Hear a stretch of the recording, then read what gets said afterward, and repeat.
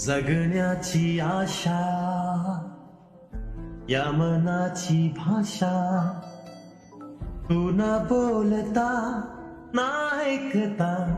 समजून घेना स्वप्नांचे रंग मी तुझ्यात दंग पुरे काय तुझी सात संग असताना आकाशी चंद्र चांदण्या